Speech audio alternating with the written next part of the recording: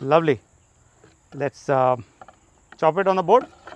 So technically we can't do that when it's boiling hot. Now we'll have to cut. Okay, we have to wait it like for a while then, yeah. Yes. Then we'll cut it. That's right. All right.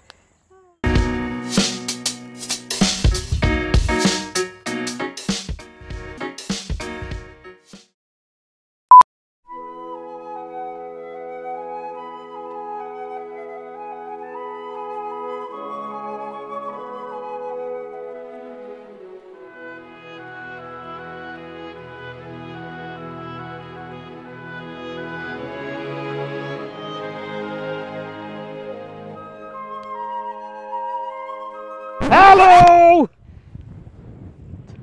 Today we are at one of the most beautiful and serene farms from the Sage Organics.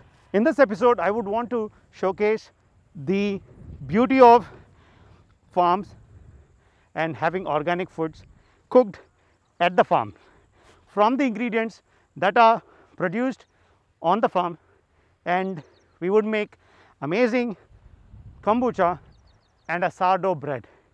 Come along, let's see how it is going to be made. I am with Kavita Mantha from Sage Farm Cafe. If you wanted to know more about her, click here. You see something here?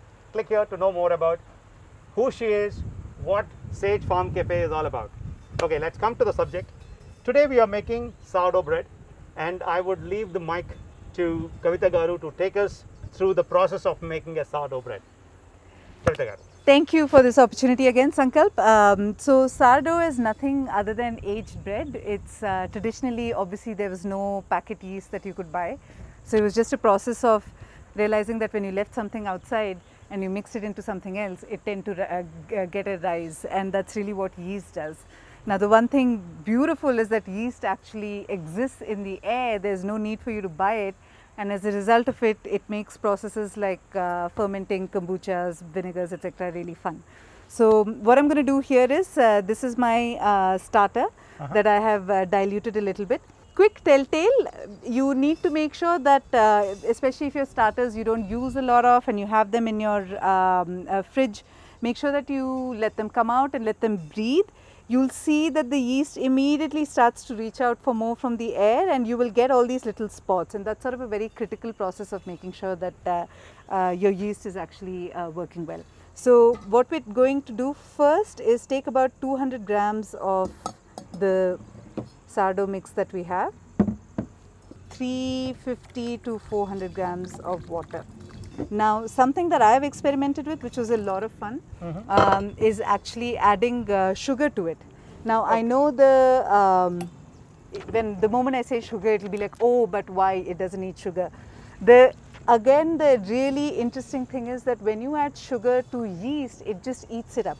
Yes. So it's not sugar that's actually going into your body. Absolutely right. It's just that we're giving the yeast a little more something delicious to eat so that it grows better and it just does well, and that just helps, especially when you're working with low gluten flours. It's something just helps the whole process. So what we've done now is we've taken the mother mix and the water, and we've just mixed it really well so that it's all evenly available. Approximately 350 to 400 grams of dough is what I'll use. The whole process is about developing gluten. We're using a low gluten flour, obviously, because we're using whole wheat only. There's no maida in here, which obviously operates very differently.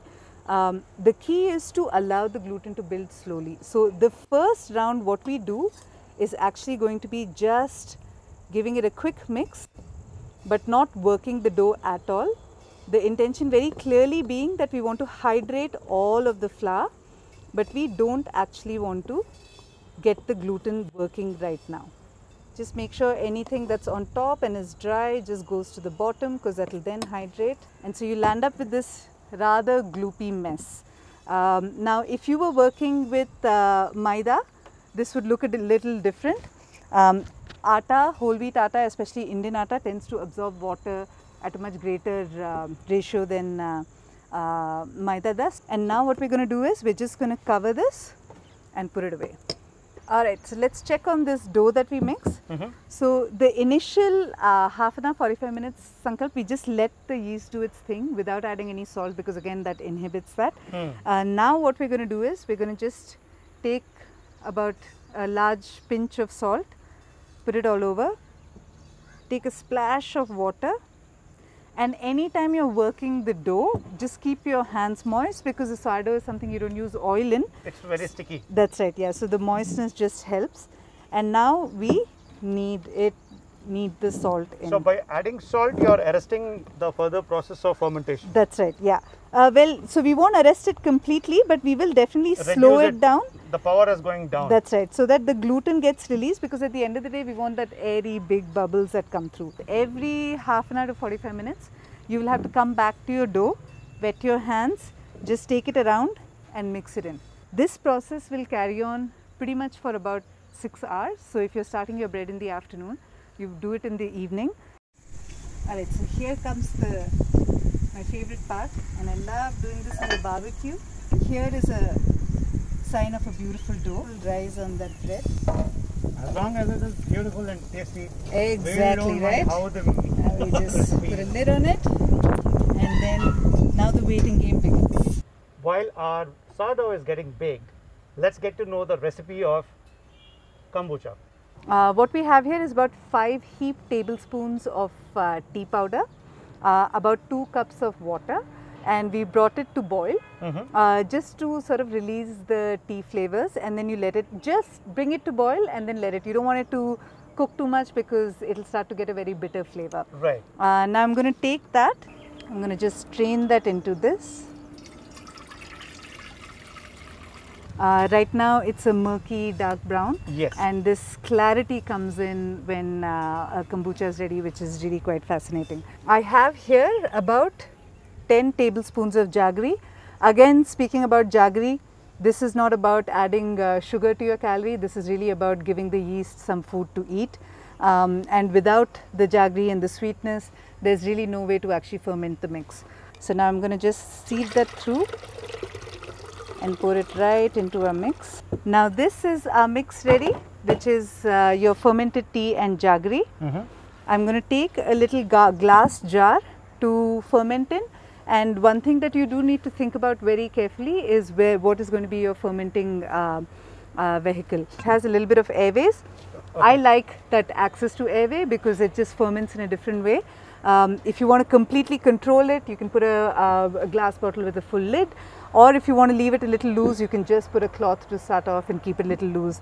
The king of the show again in this case is really our SCOBY. The SCOBY is actually a symbiotic colony of bacteria and yeast. And you start with one SCOBY, just like we have a starter for sourdough. You start with one SCOBY, and then every batch that you make, a new one grows through. And every time you ferment it, a new layer comes in, which is called the baby, that can then be separated from the mother and used separately as well. I'm going to pour that in here and just leave it there, and then we're going to take this lovely mixture, pour it in, and really happy days for the SCOBY begin, and put it away in some place cool. Alright, so here we go. This is what I'd made 3 days ago, sorry, a week ago.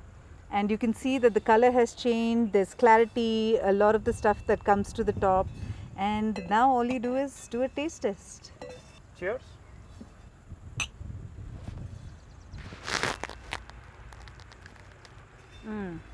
I could drink that all day.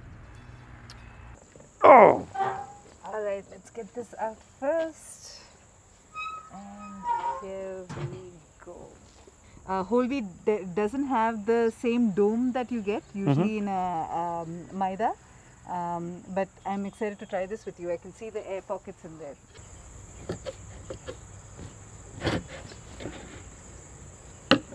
See, it's come out beautifully.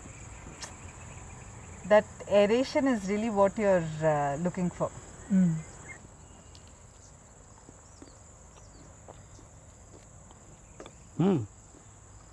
With a hint of sweetness and purely sour dough.